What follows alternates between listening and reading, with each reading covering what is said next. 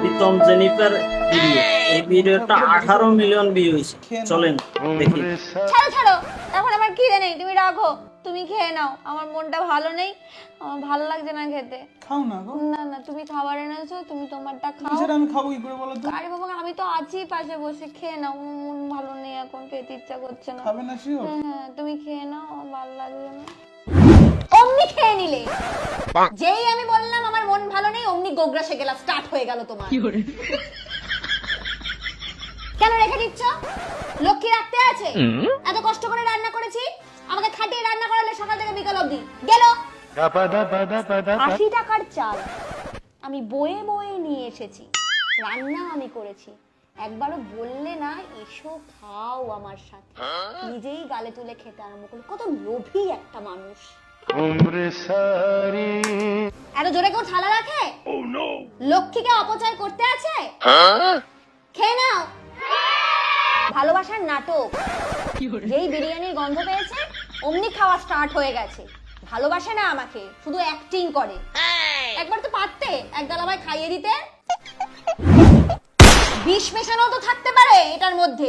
ভালোবাসা তো নাটক করো, এত কষ্ট দিই তোমাকে, সেই জন্য খাওয়াচ্ছ অ্যাক্টিং করে। পাপ পুণ্যের ভয় তো আছে তোমার নাকি? খেতে যাচ্ছ? পাপ পুণ্য? পাপের ভয় আমি পাই। হ্যাঁ, ভয়।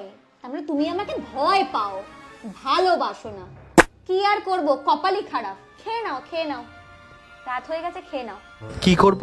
খেয়ে নি। অমনি গিলে ফেললো। ভয় ভালোবাসা কিচ্ছু নেই। যদি একবার বলি খাওয়ার কথা, নিনি নিনি করে একেবারে গাল গোগ্রাসে খেয়ে নেবে।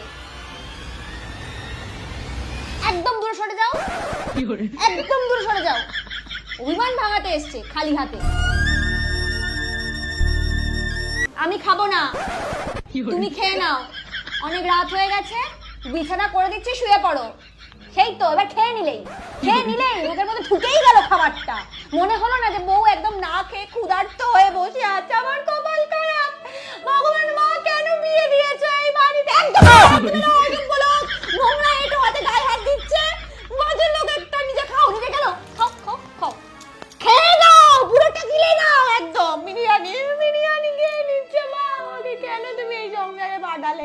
রাঁধুনি করে রেখে দিয়েছে, কচকচ করে চিবোচ্ছে, যেন মনে হচ্ছে খাই খাইয়ে ভিডিও করছো। ডাক্তার, আমার বউরে কি সিরাপ দিয়েছেন? ও তো সুস্থই হইল না। বলেন কি, ওই সিরাপ খাওয়ার সাথে সাথে সুস্থ হয়ে যাওয়ার কথা। আপনি সিরাপ ঠিক মতো খান নাই। আরে ডাক্তার, কেমনে ওষুধ খাবো? বোতলের নিচে লেখা ছিল ওষুধ সবসময় আটকায় রাখবে। আরে গাধা, তোর মাথায় কি বুদ্ধি নাই? বোতলের পাশ দিয়ে ফুটো করে নিতিস। কেমনে ফুটো করব? কাচের বোতল তো, ফুটো করলে তো ভেঙে যাইতো।